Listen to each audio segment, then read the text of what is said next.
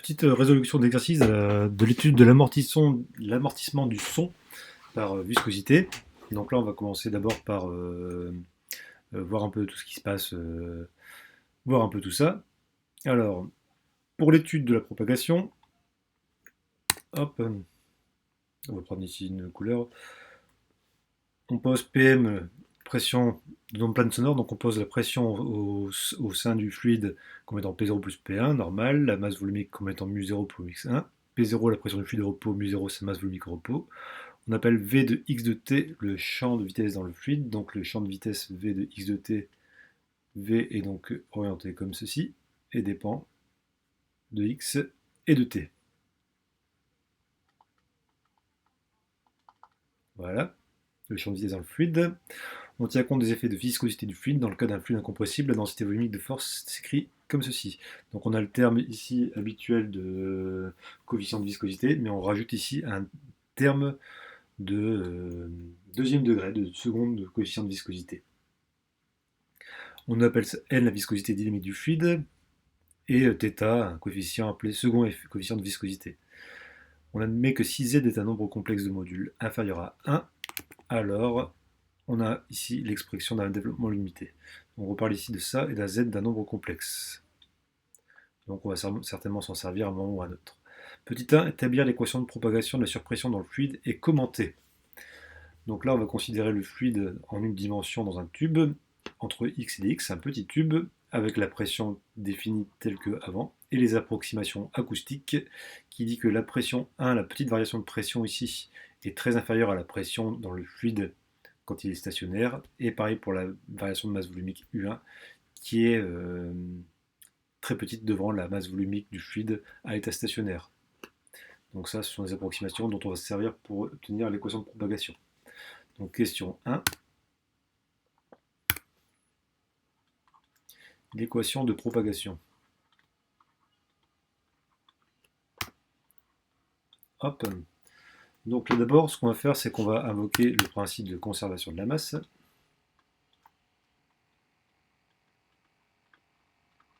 Le principe de conservation de la masse, qui dit que la dérivée de la masse volumique par rapport au temps, plus la divergence de la masse volumique pour la vitesse, qu'on appelle aussi ici le courant, est égal à 0. Voilà. Et sur un axe, sur OX, et avec les approximations, eh ben, la dérivée de mu0 est égale à 0, puisque c'était une constante très grande devant mu1. Donc on a ici la dérivée de mu1 par rapport à dt, plus... Alors mu, on peut dire que c'est mu0 plus mu1. Donc on peut, grâce à l'approximation acoustique, l'assimiler à mu0, qui est très grande devant mu1, plus la divergence de la vitesse à travers x, c'est la dérivée de la vitesse, la dérivée partielle, puisqu'elle dépend de x et de t, sur dx, est égal à 0. Ça, c'est la relation numéro 1. On va invoquer également maintenant l'équation de Navier-Stokes.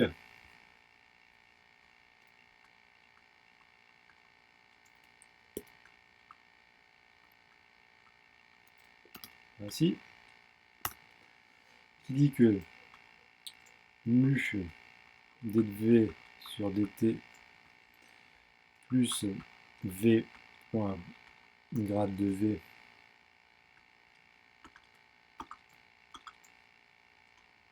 est égal à moins grade de p plus les forces volumiques. On remarque tout de suite que j'ai négligé le poids de l'ensemble, vu que je suis sur un petit élément de volume, donc j'ai négligé le terme V. Et on peut aussi se rendre compte qu'on est dans un cadre d'écoulement. Là, on peut vérifier ça. Est-ce qu'on est dans un cadre on-dessous d'or plane. Donc on tient compte des effets, au-dessous d'or plane. le fluide compressible, nanana. Donc on peut se permettre d'éliminer le terme turbulent d'ordre 2 qui est ici. On est dans une panne, donc il n'y a pas de turbulence. Et si on projette ça sur OX, il vient. Donc mu, on peut arrondir ça à mu 0 avec l'approximation acoustique. d de v sur dt est égal à moins grade de p sur x, donc c'est moins d de p1, puisque p0 est constante, sur dx, plus donc le terme dissipatif, donc le terme de viscosité de premier ordre, n laplacien de v sur, donc on travaille en coordonnées cartésiennes, donc laplacien c'est d de v sur dx2, plus le deuxième terme de la force volumique qui nous dit quoi? On va regarder vite fait. Ici, grade de div de v, et donc ça, projeté sur l'axe OX, ça nous donne. Alors, voyons voir. Ne pas me tromper. Est-ce qu'il est bien? J'ai vérifié que j'ai bien tout. Oui, ça, epsilon plus n sur 3, grade de div de v. Donc, epsilon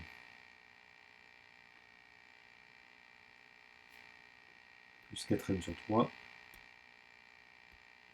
plus n sur 3,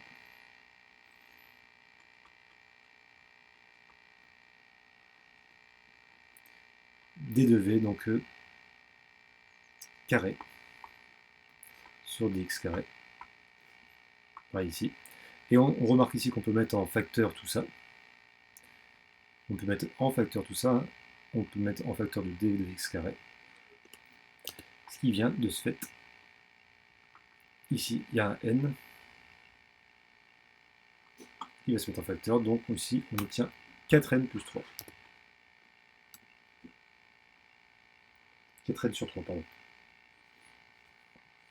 Et donc, on va faire un peu d'ordre ici. On obtient une deuxième relation qu'on va noter petit 2. Pas besoin d'entourer ça, voilà.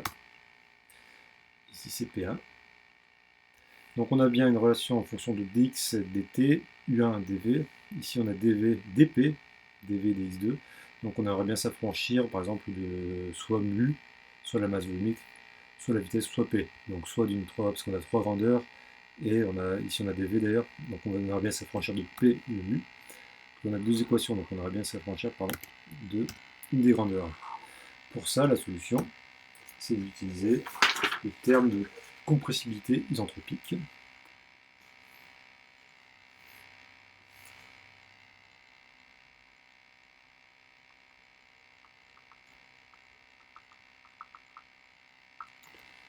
Isentropique, qu'on peut exprimer en termes de masse volumique, en termes de masse volumique, au lieu de volume, qui est égal à 1 sur ρ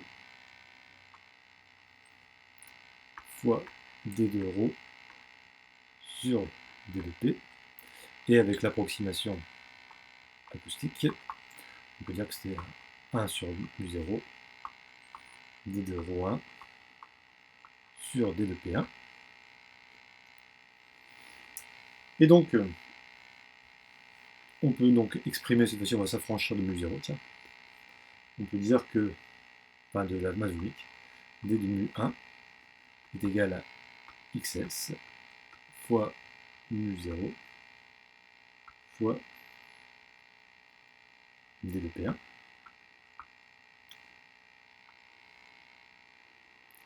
Et cette troisième relation, je pense qu'on peut l'injecter dans la relation 1. Et ici, on va remplacer mu1 par la relation 1. Et donc si on injecte ça, on obtient, avec xs,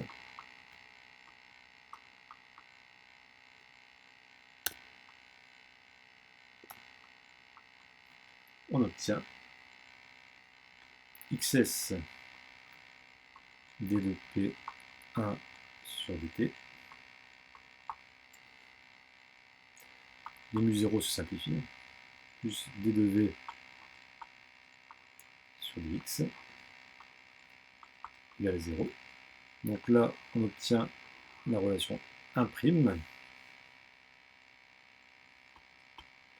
qui a priori, donc si je regarde bien ici, j'ai P, j'ai V, T et X, on commence à voir arriver l'équation de propagation. Hein. Et là, j'ai V, et j'ai P et j'ai V. Donc on peut commencer à voir également l'équation de propagation. Voilà. Je reviens, hop, parce que j'ai un petit bug. Voilà. Et donc on va découpler ces deux équations en prenant un peu de recul. Découplons celle-ci et celle-ci. Donc on va mélanger 1' et 2. Donc avec 1, pour une couleur pour montrer. Alors voici ma méthode alternative avec moi. Avec 1, on peut exprimer dv. On a dv égale moins xs d de p1 sur dt fois dx. Vous voyez? Et ça, on peut l'injecter dans 2. Ici, ici, et voir ce qui se passe. On l'injecte dans 2. Et on se retrouve avec une équation de la forme 1 sur c au carré d de p1 sur dt2 est égal à d de p1 sur dx2. Donc là, on reconnaît bien une équation de propagation dans un milieu non dispersif. Mais ici, il y a une dispersion.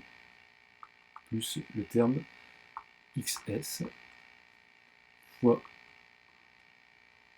phi plus 4n sur 3 d3 de p1 sur dx2 dt. Donc ça, on l'a en injectant ici, tout simplement. Vous voyez, dp1, dt, dp1, dx2, dx, dt, tout apparaît ici. On est d'accord avec ça. Et ici, on peut dire que on devait retrouver avec C0 qui vaut avec C, la célérité qui vaut 1 sur mu0 xs à la racine, puisqu'on a 1 sur c carré. Et donc là, je pense qu'on a fait la relation, la question 1. Voyons voir. Question 1. Établir l'équation de propagation. C'est bon. On cherche des solutions sous la forme d'une onde plane progressive harmonique P égale P exponentielle oméga t moins kx, avec K qui est un nombre complexe. Établir la relation entre K, W. Donc là, on veut l'équation de dispersion, finalement. Donc pour ça, il suffit d'injecter la valeur de ce qu'on nous donne. Donc on va marquer ici. Hop. Donc ici, zoomons un peu. Voilà. Et donc là, donc on a avec P égale P0 exponentielle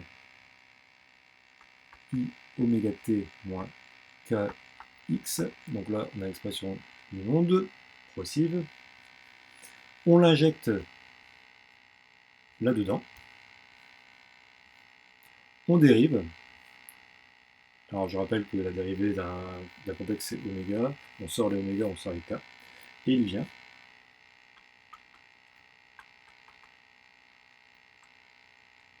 Alors pour être sûr, on va vérifier. Sinon je vais me poser la question quand je vais relire. Dérivée d de p sur dt de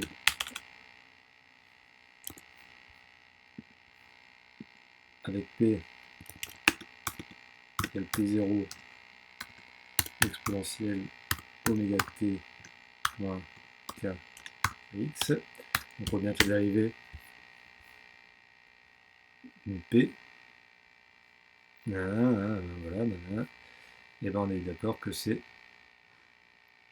on sort le p0, on sort le oméga, donc on sort le terme d'à côté du terme qu'on dérive. Donc ici, en simplifiant tous les exponentiels, eh bien, si on injecte, comme on fait pour une réaction de dispersion, oméga carré sur c au carré égale k carré, donc ça c'est quand il y a une réaction de dispersion normale, facteur de 1 plus i fois les facteurs, voilà, multiplié par le terme de coefficient anthropique fois w. Voici ici l'expression de la relation de dispersion. Et on peut éliminer xs.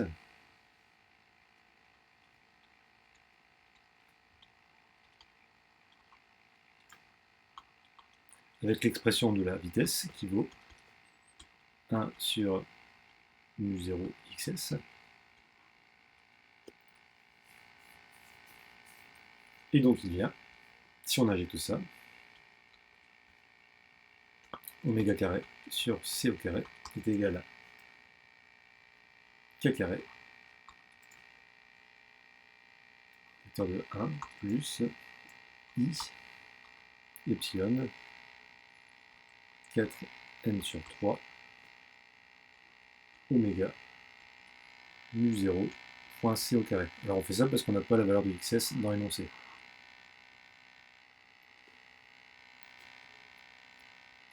Alors, en astuce, on va simplifier tout ça. On va faire une petite astuce ici qu'on va mettre en vert. On va poser cette grandeur-là comme étant taux. On l'appelle taux. Et l'énoncé nous dit que... Ici nous dit l'énoncé, on va regarder.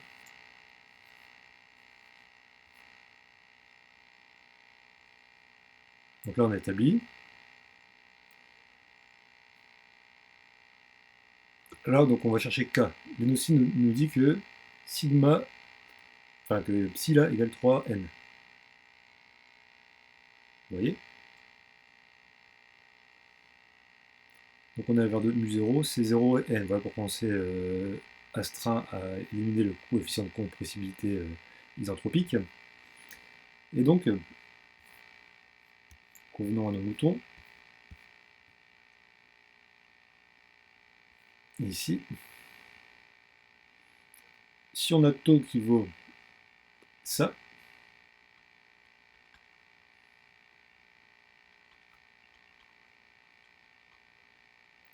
et que l'énoncé nous dit que ça égale 3n, alors taux, il vaut, un peu,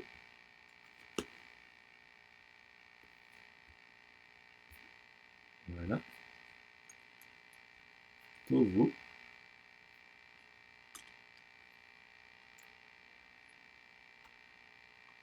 13n sur... Ah, excusez-moi, j'ai oublié que taux, il fallait prendre tout ça. Donc rajouter le terme ici. Et du coup, taux vaut tout ça sur 3 mu0 fois c au carré. Donc il nous vient la relation qu'on peut exprimer. Donc là on est à la question 3. On peut exprimer K. Alors comment fait-on pour exprimer K? Eh bien, on a K ici, on a taux ici, et donc on peut exprimer K comme ceci. K égale, petite manipulation mathématique, K carré égale oméga carré sur C au carré fois 1 sur 1 plus I oméga tau. Voilà ce que c'est tau. Hein. Voilà. Alors, je me rends compte que tau ne prend pas en compte oméga dans notre simplification, puisque c'est là-dessus que ça, on cherche en fonction d'oméga. Hein. Donc tau est égal à tout ça. Alors bien sûr, faut pas, parce que, par contre, il ne faut pas oublier l'oméga là. Il faut plutôt dire que tau, c'est tout ça. Toutes des constantes finalement. Tau égale des constantes.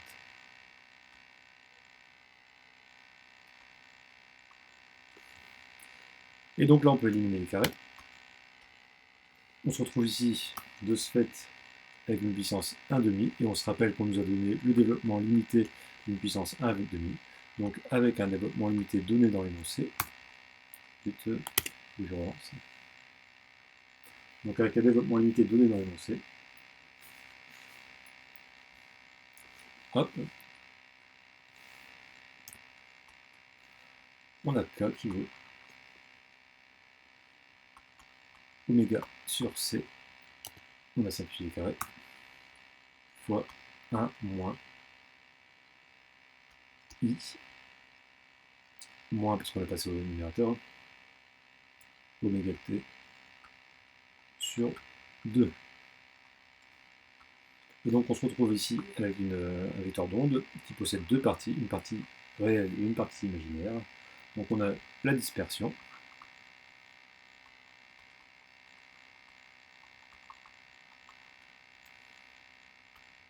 K1 égale oméga sur C, et on a un effet d'atténuation.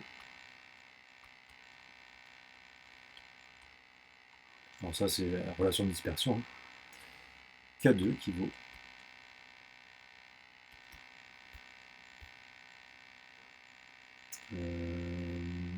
oméga tau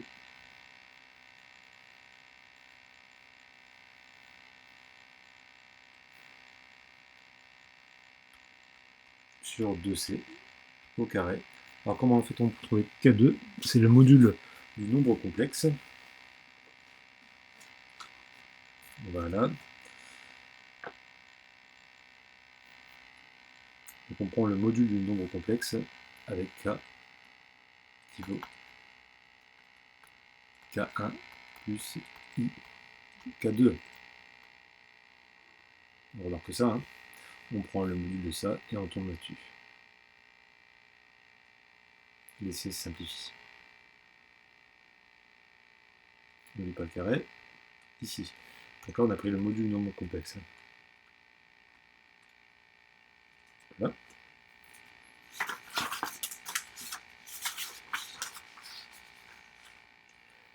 Et on peut en déduire, on peut déjà l'énoncer déjà. Cet énoncé est ici. Donc on a fait ça, la relation entre K et oméga. On a déterminé K sous la forme K1 fois IK2, donc ça c'est fait. Déterminer la vitesse de phase, calculer les distances caractéristiques d'amortissement de l'onde pour une fréquence de 1 kHz, puis 40 kHz. Pour n novo ça, calculer la distance caractéristique de l'onde pour 1 kHz, puis pour 300 kHz. Donc là, en fait, on va chercher les atténuations dans l'air et dans l'eau. Il me semble que c'est ça. Pour voir ce qui se passe. Alors du coup, la distance d'atténuation, comment on la donne?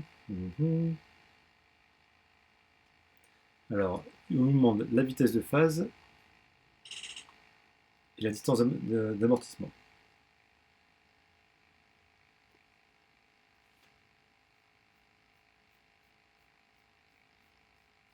Alors, si on se rappelle notre cours sur l'épaisseur de peau, on va dézoomer tout ça, ici, et on va rezoomer. Ici, ça nous indique la vitesse de phase. Et vu au regard des approximations qu'on a faites, la vitesse de phase ici est égale à C0. parce qu'on a fait des approximations. Le milieu n'est pas dispersif.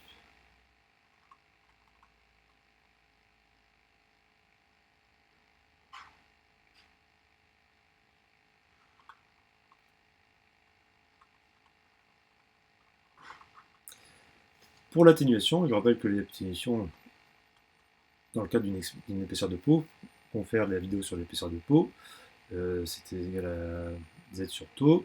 Du coup, l'épaisseur de peau est donnée comme étant égale à 1 sur K2. L'atténuation était donnée comme 1 sur K2, donc ça faut s'en rappeler. L'atténuation c'est 1 sur K2. Donc ici, c'est égal à 2C sur oméga carré tau. Et on connaît l'expression de C sur oméga carré tau, voilà c'est ça. Et donc comme on connaît l'expression de tau tout à l'heure, on peut dire que l'atténuation est égale avec l'expression de tau qui est ici, hop, que l'atténuation au final est égale à 6 fois mu0 fois c au cube divisé par 13 n sur oméga. Et là, ce qu'on va faire, c'est qu'on va faire une étude sur Python de l'atténuation en fonction de la fréquence dans l'air et dans l'eau. Et on va voir que l'atténuation est plus importante dans l'air que dans l'eau. Alors, on va voir. Donc, qu'a-t-on fait? Dans l'air, on met ici la masse volumique, la vitesse de propagation, la viscosité, la fréquence min et max. On fait varier la fréquence, on crée la fonction delta, donc atténuation, avec oméga qui est 2πf et l'atténuation qui est ici. On demande la valeur de delta pour 1000 et on passe ici à une échelle semi-log pour f et delta f et on met tout ça et on voit qu'on a une atténuation qui a cette tête là. Voilà. On fait pareil, donc ça c'est dans l'air, on fait pareil dans l'eau. Voilà. Et on regarde les valeurs d'atténuation pour à une fréquence de 1000. Donc l'atténuation est de 30 633 pour une fréquence de 1000 dans l'air. Et l'atténuation dans l'eau, elle est de 39 000. Alors comment est-ce que ça veut dire? Alors c'est des mètres, hein, c'est des atténuations, c'est en mètres. Donc, j'ai l'impression d'avoir fait une erreur. Tac, tac. Ah oui, excusez-moi.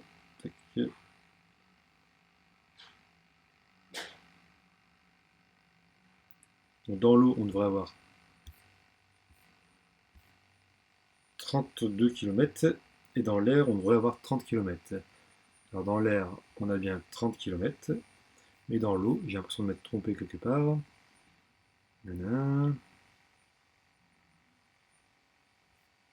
Donc c'est bizarre, parce qu'on devrait avoir une atténuation qui est plus importante dans l'air que dans l'eau. Alors pourquoi c'est plus important que dans l'air que dans l'eau? Parce que la viscosité joue moins que la masse volumique, c'est-à-dire que le son est plus amorti par la masse volumique du fluide que par la valeur de la masse volumique que par la valeur de sa viscosité.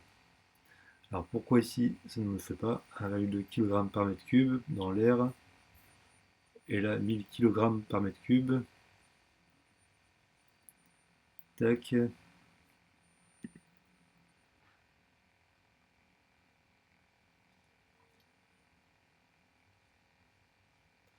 Pour essayer pour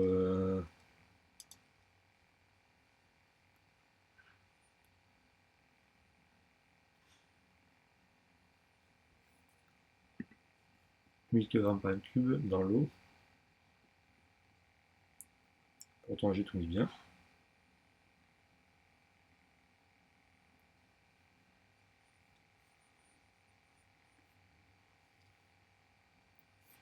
Donc je devrais avoir une bonne valeur ici Donc je vais regarder ce qui se passe, mais ce qu'il y a à retenir, c'est que dans l'air, la distance d'atténuation des ultrasons dans l'air est relativement faible. La viscosité joue très peu de rôle.